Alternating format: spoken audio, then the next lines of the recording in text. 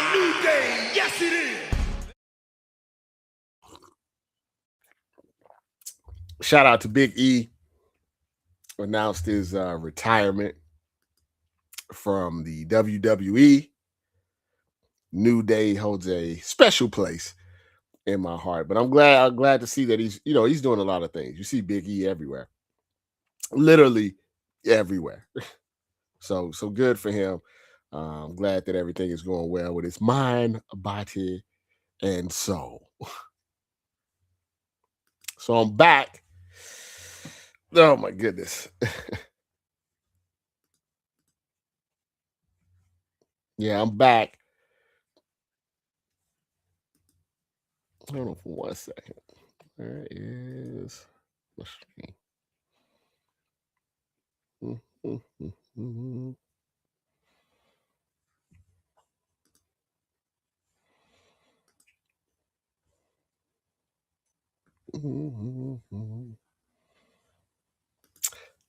Everything says live, but I don't see anything. Da, da, da, da, do. Do, do, do, do, do, do. Where is the stream?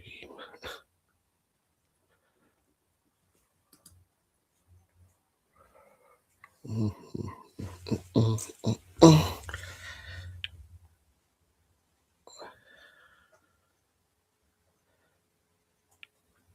right, we're gonna try this again. 1 second. The red cup is back. Oh, so you do see the stream. Okay, maybe it's just me. I don't see it. Maybe it's the Twitter, the tweets. Who knows what's going on? Oh, I have to find it though. 1 second. Where is it at? I believe they're trying to hide my stuff. Oh, there we are. We're live right here.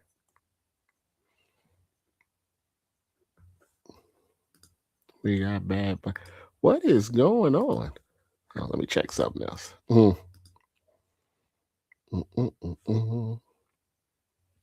right. Well, we're live. We'll find it at another time. First off, I want to thank you guys.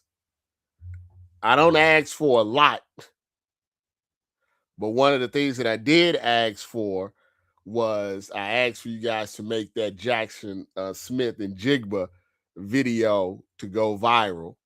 And you did that for me. I really appreciate that. I thought it was important. I thought it was important not just for him, but for Black people in general, his people from Sierra Leone. And you guys did an excellent job of helping me make that go viral. ESPN didn't give me any credit. They stole it, acted like one of their reporters asked the question, but that's all right. I expect stuff like that. I expect things like that from the PNs to just steal my work and act like one of their reporters did it when that wasn't what happened.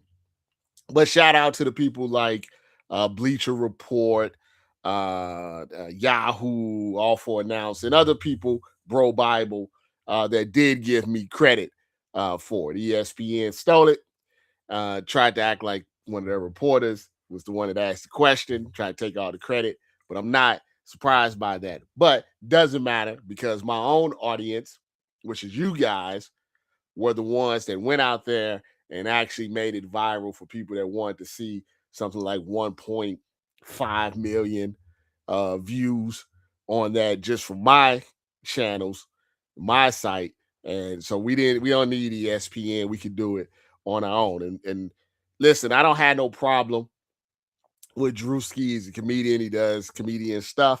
I think sometimes I think if he could take it back, I think he would. I think there's a time and place for certain things like that. But when you don't know the full story, maybe somebody should tell you, the full story. Like, hey, certain things you can joke about, certain things that you can't joke about. That considering what Jackson's story is, if you know it, is not something that you should have been, joking about. So I'm glad that he got an opportunity to clear that up, and let people know, why he's not just Jackson Smith, that he's Jackson Smith in Jigba. And you guys were a big part of making sure that popped on social media. Now, just got back from San Francisco, coffee cup, and it's early. And you know something? I'm very disappointed. I am very, very disappointed in the fact that this particular Super Bowl, and this was my 16th that I've covered, in person. And almost all Super Bowl is normally what I like to call a universal type of thing. Like everybody normally likes the Super Bowl, right? If there's arguments, it's arguments over the game. It's the Super Bowl is supposed to be one of those American events that kind of bring us all together. But this was the first Super Bowl that I really felt that what's going on within the country seeped over into the sports aspect of the Super Bowl. And I hate to say it, but it seems to be true because that's what they're saying, is that there is a good portion of America, a very solid portion of America, that I believe would prefer an all-white country. I think if you gave them a choice, if there was a choice, and the choice was, listen, you can either, be like it is right now, or you can have an all-white America. Everybody that's not white can leave. I think there's a good portion of America that feels that way. And you could tell that by the reaction from Bad Bunny. Because in reality, the Super Bowl halftime show is just 12 minutes long. There's no federal guideline that you have to watch it, that you have to like it, that you have to like the artist, that you got to spend the time, that you don't have to sit there on your couch handcuffed and watch. The game is supposed to be what we're watching, right?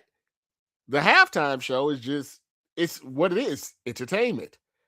You don't have to watch. I know there's been halftime shows back before I started to go to the Super Bowl that I was like, I used to watch. Remember in Living Color used to have another halftime, show. I used to watch that.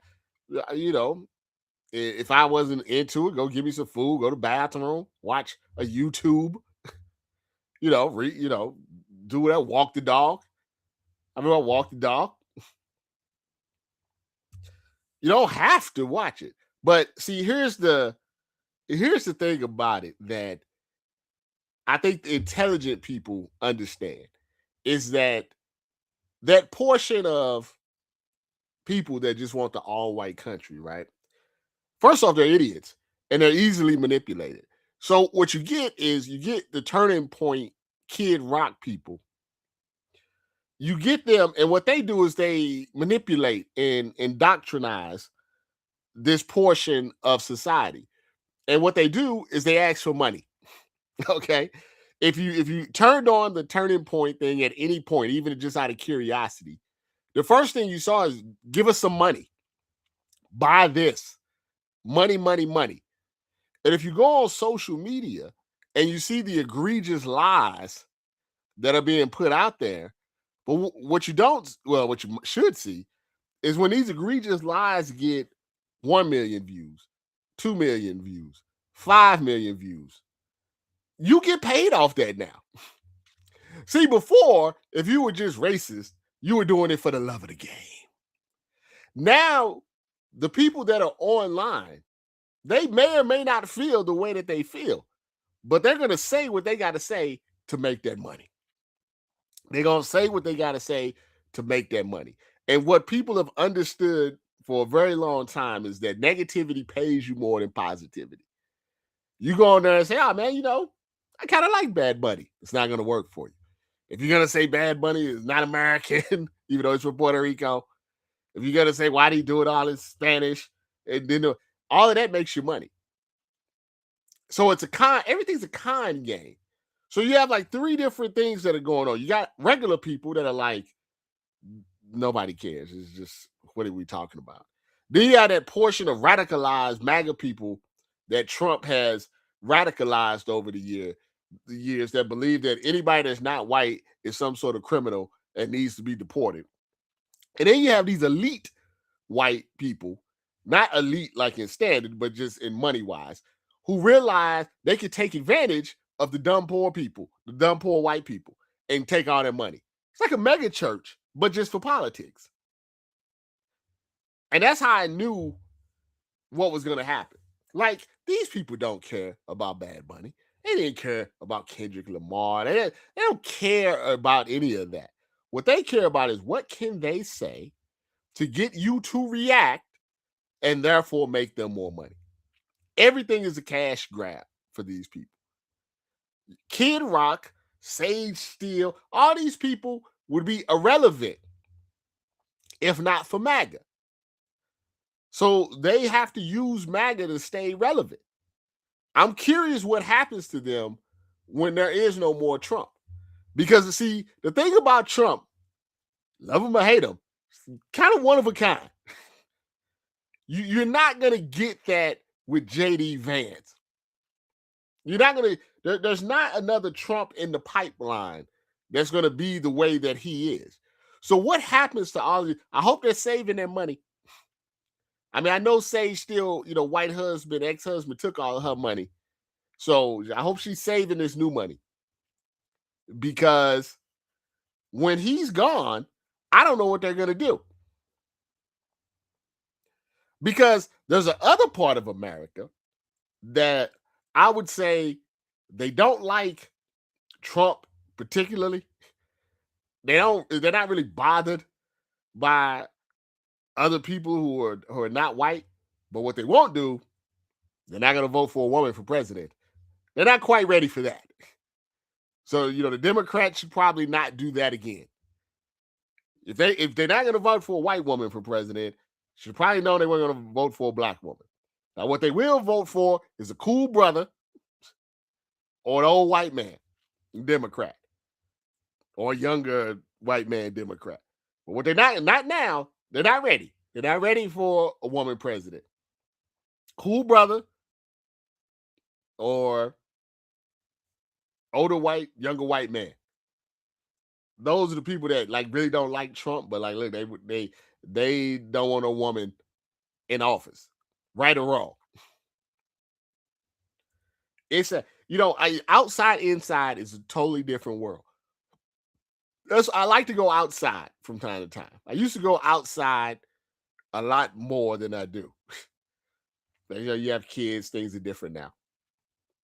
But when you go outside, literally outside, and maybe it's just me, and I'm not really one, I ain't trying to do all the parties and all of the schmoozing and all of that stuff, but I like to just be outside, just talking to people, just being around people. And you go outside, and it's such a different vibe than when you go back and you get on your phone or you get on your laptop and you start looking at social media. It's such a different vibe that I encourage people, you gotta go outside. You just, in the stadium where they were having the Bad Bunny, everybody just was cool, just having fun. Either you were having fun, you were going to get you a drink, you were going to go to the bathroom. And it was no protest, it was none of that. It just good vibes when you go outside. And I was outside, I was there for a few days. I went to Mel's Diner, I went to a couple of places. Everybody just real cool, real chill. I think talking to people face to face become a bit of a lost art. It's become a bit of a lost art. And it's pretty sad. It's pretty sad. That people don't just go outside and just talk. If people just talk to each other, yeah. But people get in these little hives, and there's something to addiction to social media. You see it on Facebook, you see it on Twitter, you see it on Threads now, you see it on TikTok. You get addicted to social media and you go down these rabbit holes. And these rabbit holes will tell you not necessarily true stuff. Because, like I said before, the people that are inputting the information just want to make money. You got to parse through everything. And how do they get money? They got to radicalize you. People have been radicalized through social media. It's like that's like the whole thing with people when they were talking about, San Francisco is this and that and that. It's if you're outside and you're not actively looking for trouble, most cities have nice areas. Like if I go to Chicago, I know there's places I could be, places if I don't want any trouble, that's where I should go. If you're not actively looking for anything, there's most cities are okay. And yes, all cities, major cities, have problem with homelessness and drugs and violence and stuff like that. But what are you looking for? Did somebody did people think if you was in San Francisco at 3:00, somebody's gonna walk around and stab you in the shoulder? Because nobody goes outside. Then they go outside and they're like, whoa, it's not that bad. So this is okay. I didn't have any type of problem. It made me sad. I'll be honest with you. Nobody's talking about the game. Everybody's just talking about Bad Bunny and talking about Cardi B and stuff. It's like we've become upside down as a society. It makes you not want. It makes you not want to go online. If that makes sense. It's like you don't even want to go online because it's so negative. Everything is so negative and so argumentative. Is that it literally messes up your mood. Very, very, very sad.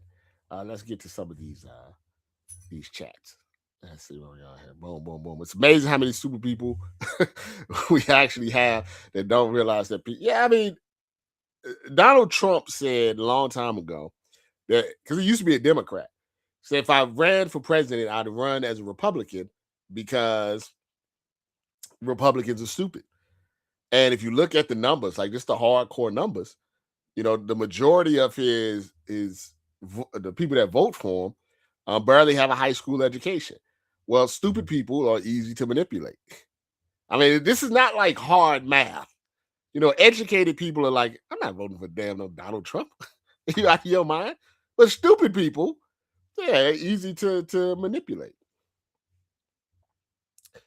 So, right. The thing about white people, which is interesting, is they act like this is their homeland when they invaded it. It really, it was people already here, and they invaded the homeland.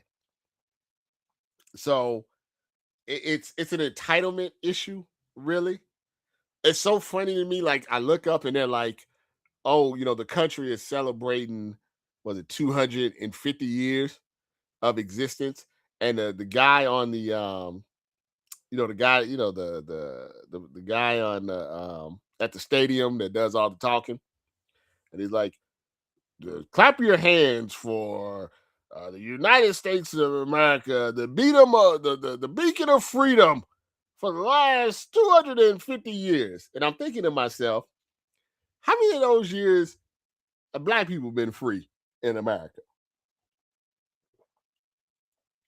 And I'm not talking about Lincoln freeing the slaves. I'm talking about, where we can drink out of the same water fountain. Some would say we're not free right now. 250 years in. Definitely about 200 of those wasn't much really going on for us. They kill us. Well, I mean, they still can. I mean, 50 years ago, they just kill us and just walk away. Nothing ever happened to them. So some people say we're not free now. I mean, the government is still murdering people on the street. I wouldn't call that the beacon of freedom. The America's always been a hypocrisy. Land of the free. The land of it's never been a land of the free. We're definitely not brave. I tell you that right now. I told you, we're the bad guys in the movie.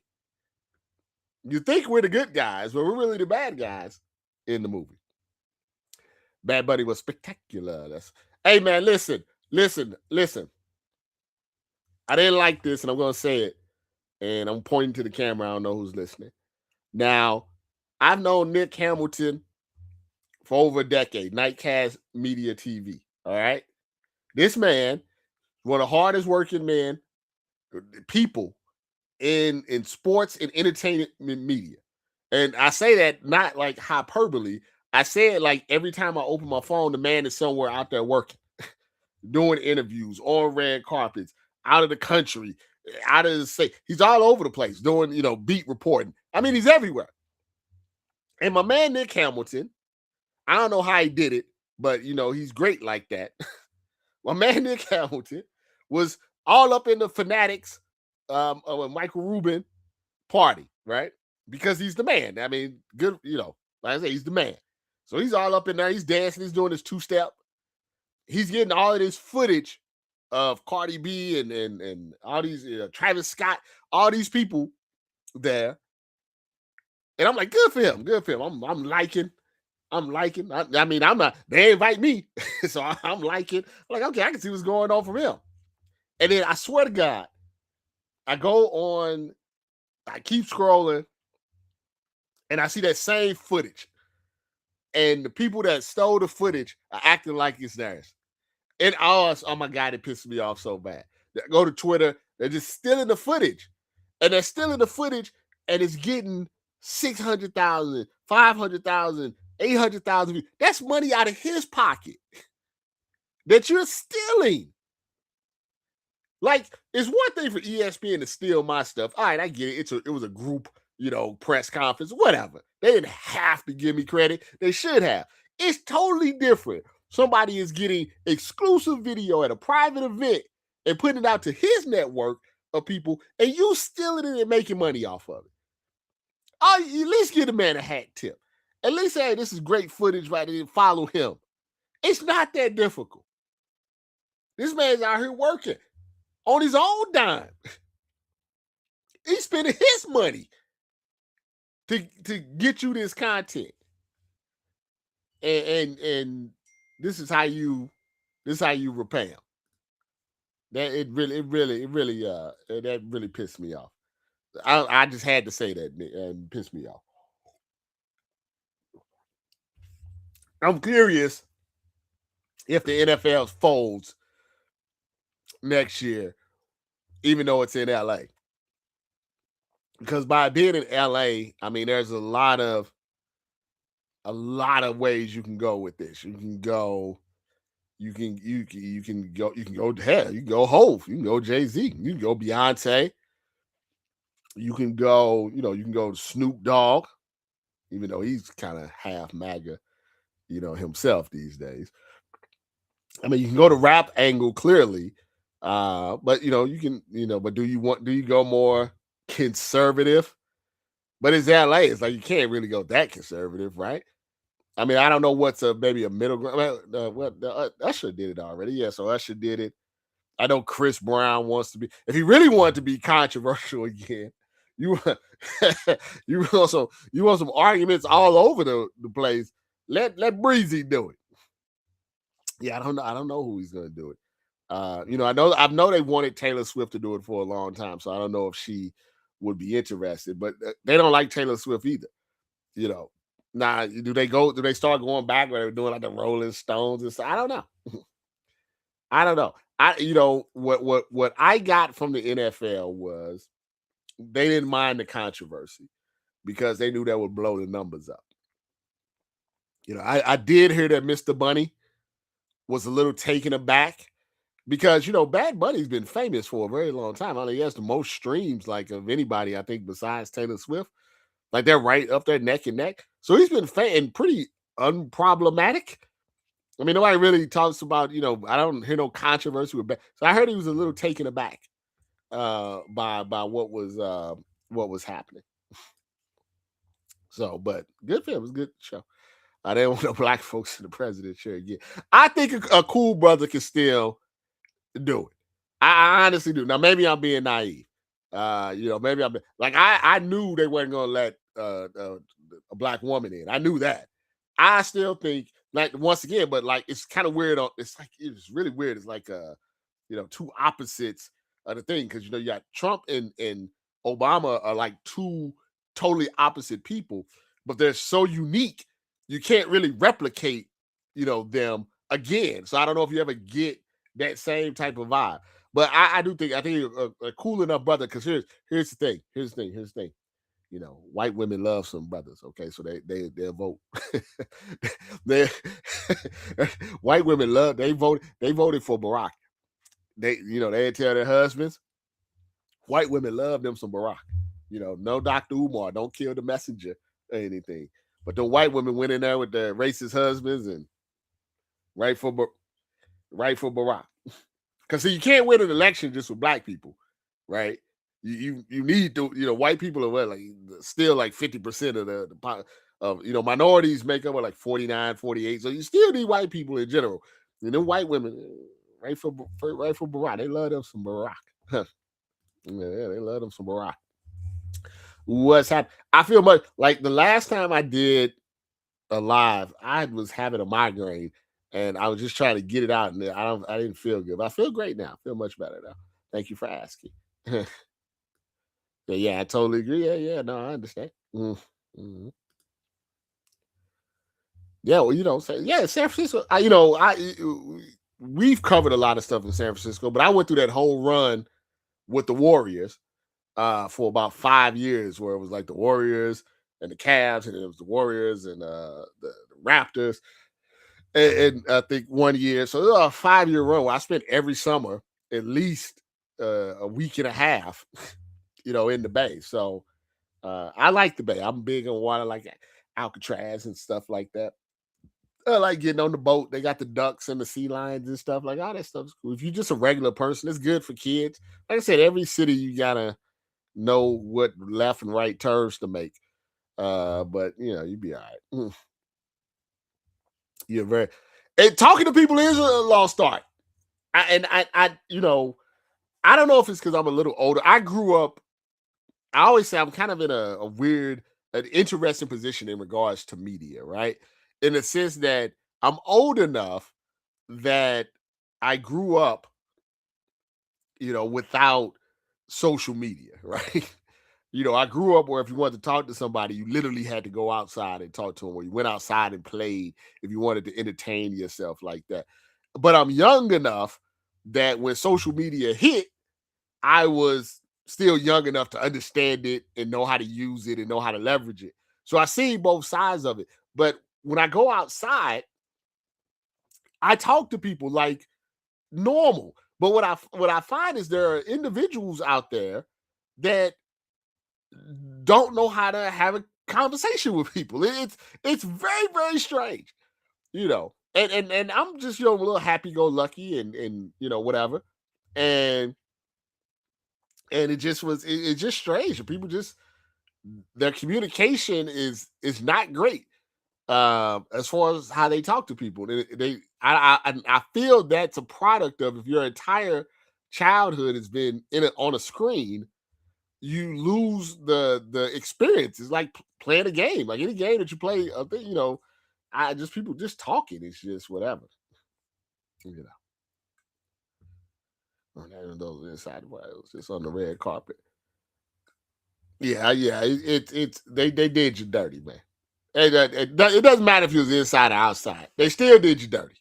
Okay, there's exclusive videos that you shot, and they did you dirty, and they should have let you inside. I tell you that right now. I was thinking about Drake. I would do it. I would put. I know Drake has got a new album coming out and everything. If I was Drake, I would. And they've asked Drake a couple of times, and I heard that even Bad Bunny asked him if he wanted to come on. Um, and I think it would be good. I think I mean I know you got an album coming out. Be good for him. It'd be good for uh, he's Canadian, so he's not technically see what they say about that. But I think it'd be good. I mean, Drake has hits. He has the type of set that you would want to do, and I think you can contrast it with Kendrick Lamar. I think it would be cool. I think it would be cool. Yeah, yeah. I think it would be cool. Yeah. So this is great.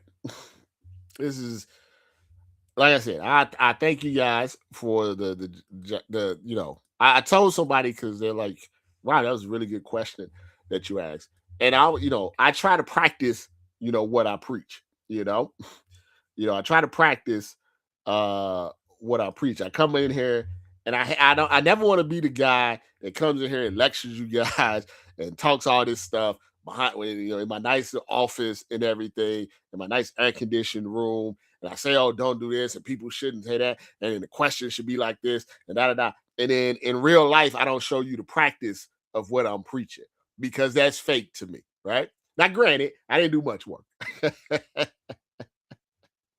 I didn't do much work, but it's always about, and I tell young journalists this all the time, is that we're very privileged to have these opportunities to ask these questions, to talk to these athletes, win, lose, or draw. You just have to think about what you're doing and what you're saying. Time and place. Same thing like with the older lady that was with the Jacksonville quarterback. You see what I'm saying? This is what when I was preaching about time and place, like that time and that place with a Buckeye brother of mine, I could have asked him about the game. I could have asked him about the coverage. I could have asked him about, concussion or how he was fit. But if you looked at his face and how he was feeling and how proud he was of what he accomplished, it just felt like the right time and the right place to not ask just a generic question, to ask a very specific question to give him an opportunity to speak his truth. And that as reporters, that's what we are. We're conduits. We're supposed to be able to recognize, supposed to be able to read the situation, read the room, and get something that's interesting, not just to us, but to the masses, right? And that's what I'm trying to teach you young reporters, is that you have to really pay attention. Like, is this going to work? Does this matter? Like, will this just get lost in the mix? Or will this be something? It's not the amount of questions you ask, right? It's not how many times you raise your hand, right? Ask one question. And if you count up all of the things, one question, there's 20 million people that heard my voice. I didn't have to ask 30 questions. Sometimes you just got to ask one, the right one. And that's what being a reporter, that's what being media is all about. It's about the connection. It's about, can I connect to that? So when he tells me, thank you, that was a good question, I appreciate it, that validates that I'm doing the right thing. And then I'm telling you guys the right thing as well, which is really the most important thing, is that I'm not just out here just bullshitting, just talking. Because anybody can talk. Anybody can tell you to do this. Sometimes that's all people do. They just talk. Talk. Do this. I didn't like that. Sometimes you got to go out and practice what you preach. And I hope I showed that was an example of me practicing what I've been taught and letting you know it does actually work. One last thing before I get out of here.